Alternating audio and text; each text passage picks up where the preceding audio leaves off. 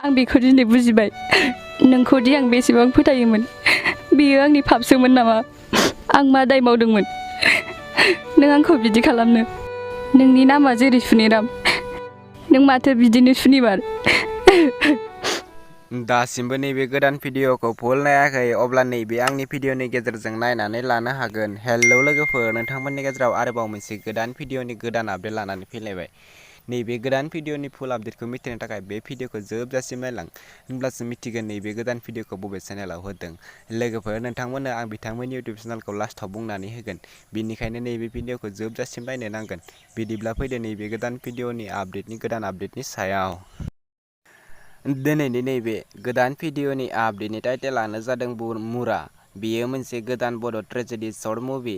लोगोफोर, दासिमहालागै नैबे गोदान भिडिअखौ फुल नायाखै अब्ला नैबे भिडिअनि गेजेरजों नायनानै लानो हागोन।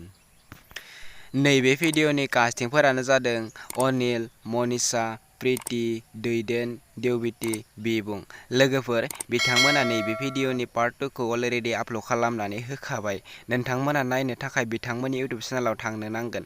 लोगोफोर, नैबे भिडिअआ जोबोरैनो मोजां जादों। बे भिडिअनि कनसेप्ट, स्क्रिप्ट आरो प्रडिउसारानो जादों अनिल नार्जारी।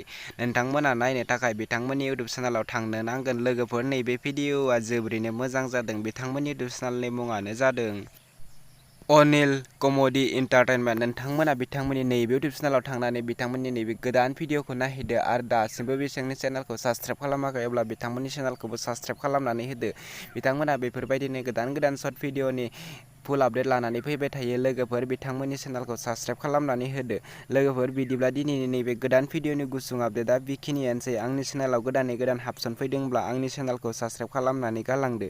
बेफोरबायदि गोदान भिडिअनि आपडेट मोननो थाखाय बेल आइकनखौ अल क्लिक खालामनानै बेफोरबायदिनो गोदान भिडिअखौ नोंथांमोननि गेजेराव थाबैनो लानानै फैबाय थागोन। लोगोफोर, दिनैनि नैबे गोदान भिडिअनि गुसुं आपडेटआ बेनोसै। आंनि गुबुन मोनसे गोदान इउटुब चेनेलखौ दासिमबो साबस्क्राइब खालामाखै अब्ला आंनि गोदान इउटुब चेनेलखौ साबस्क्राइब खालामनानै होदो। डिसक्रिपसनाव लिंकखौ होनानै दोनदों।